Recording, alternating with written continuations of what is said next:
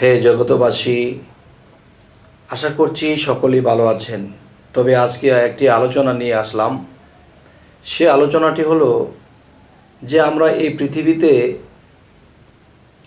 বেঁচে আছি, যতদিন বেঁচে থাকব দেখা যায় কারো আল্লাহ ও রাসূলের কথা স্মরণ হয়েছে, নিজেকে চিনতে গেলে মুর্শিদ ধরার প্রয়োজন আছে, মুর্শিদ ধরেছে এবং মুর্শিদ ধরার পরে সাধনাও করে। কিন্তু আমি বলবো যে সাধনা করলেও কখনো আল্লাহ রাসূলকে পাবে না। কেন? সাধনা হলো অসাধ্যকে বাধ্য করা, মানে আল্লাহকে পাওয়া, আল্লাহকে দেখা, আল্লাহর সাথে সম্পর্ক করা, এটা একটা অসাধ্য ব্যাপার। কিন্তু এই অসাধ্যকে সাধ্যে আনার জন্যেই কিন্তু মানুষের সাধনা করে। তবে সাধনা হলো একটি ভাষা এবং কর্ম একটি ভাষা এবং আমল একটি ভাষা। তো আজকের যে কথাটি বোঝাইতে চাইতেছি যে মানুষ যখন সাধন ভজনের মধ্যে মানুষ যখন খুব করতে থাকে, তখন দেখা যায় সেই মানুষটি আগাইতে পারে না। সাধন করতে করতে করতে করতে বেশ সাধন করেছে, কিন্তু না পাইলো আল্লাহর দেখা, না কোনো বিষয়ে আগাইতে পারলো, বা ওরকম জ্ঞান হলো না, এরকম বিষয় হয়ে দাঁড়ায়। তো আজকের আলোচনার মূল হলো যে সাধনা করার পরেও কেন মানুষ আল্লাহ ও রাসূলকে পায় না, সেটির মূল বিষয়টি আমি এখন বলছি। সেই মূল বিষয়টি হলো যে যারা মনে করে যে মুর্শিদ ধরতে হবে, ধরেছি, মুর্শিদের কাছে কি কি সাধনা নিতে হবে, কি কি আমল কর্ম করতে হবে তা করতেছি,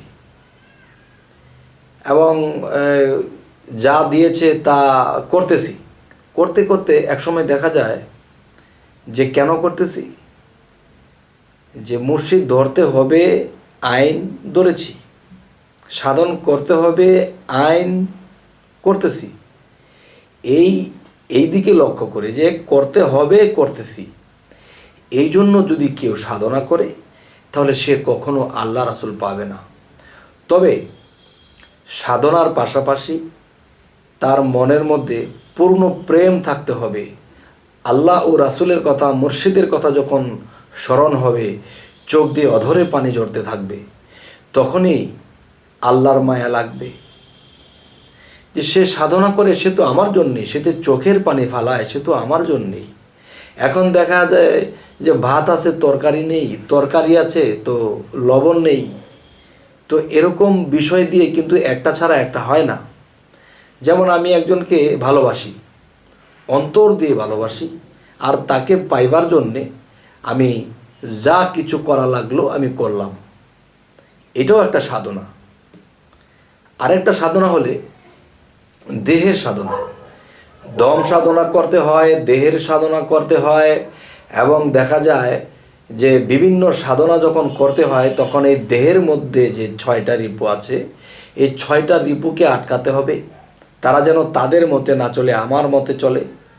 এবং দেখা যায় এই 10টা ইন্দ্রিয় যা কিছু ধরতে ইচ্ছা করে, যা কিছু মুখ দিয়ে বলতে ইচ্ছা করে বলে ফেলি, এবং যা ইচ্ছা তা খেয়ে ফেলি।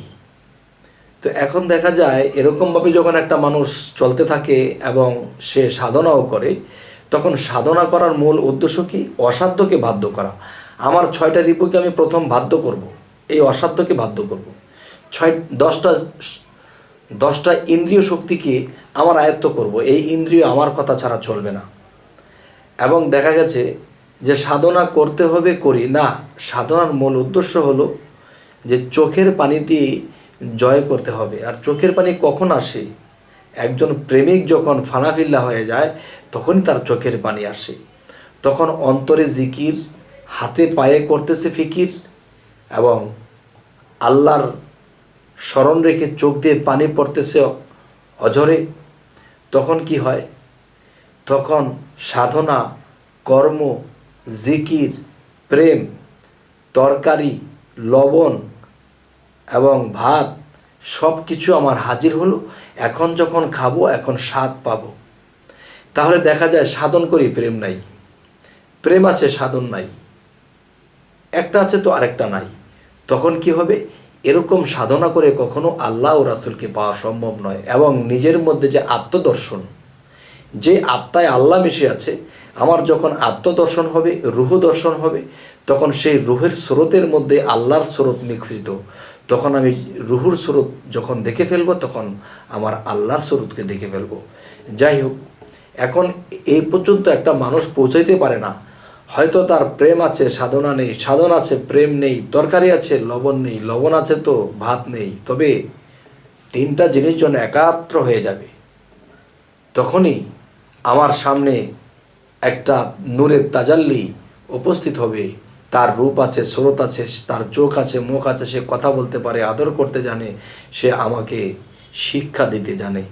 তবে হে জগতবাসী, আজকের এই আলোচনার মূল হলো যে শুধু সাধনা করলেই হবে না, সাধনার পাশাপাশি কি করতে হবে, যে মন থেকে যদি কেউ কোনো কিছু ত্যাগ করতে না পারে, তাহলে সাধন করলেও হবে না। মনের ত্যাগটাই হলো আসল সাধনা। এরপরে সমস্ত সাধনা যা কিছু করব, তখন আমার 6 রিপুকে আয়ত্ত করব, 10 ইন্দ্রকে, এবং দেখা গেছে যে আমার মধ্যে যে এই মনের গতিটা আয়ত্ত করব, তখন কি হবে, তখনই আমি হলাম সে পাপ মুক্ত। আর পাপ মুক্ত যখন হব, তখন আমার আত্মা পরিষ্কার হবে। আর এই দেহের মধ্যে যে নিষ্পাপ আত্মাটা আছে, তখন সেই আত্মাই মিশে আল্লাহ কালবে বসত করবে। আর যখন আল্লাহ কালবে বসত করবে, তখন কি হবে, এই বান্দার মুখে দিয়ে কথা বলবে, এই বান্দার মুখে দিয়ে যদি কিছু বলে তো হয়ে যাবে। হে জগতবাসী, জানি না আমার এই আলোচনা আপনাদের কতটুকু ভালো লাগে। অবশ্যই যদি ভালো লাগে এবং এই মতে যদি কেউ চলে, কিংবা এই মতে মুর্শিদ ধরা হয়, এবং মুর্শিদের কাছে গিয়ে যখন সাধনা নেওয়া হয়, এবং সেই সাধনার তালে তালে ভরে যাবে আমার চোখের জলে, কাঁদতেছি আমি আর কোন দিন যাব কোলে, হে আল্লাহ হে রাসূল, কোনো দিন যেন তোমার নাম না যাই ভুলে। হে জগতবাসী, আজ এই বিষয়গুলো আলাপ করলাম, আপনাদের কেমন লাগলো আমাকে জানাবেন। তবে আমাদের চ্যানেলের কথাগুলো যদি আপনাদের ভালো লাগে, অবশ্যই সাবস্ক্রাইব করুন, পরবর্তীতে নোটিফিকেশন আপনাদের কাছে চলে যাবে। তো আজ এই বলেই রাখছি, সকলেই ভালো থাকবেন। আল্লাহ হাফিজ।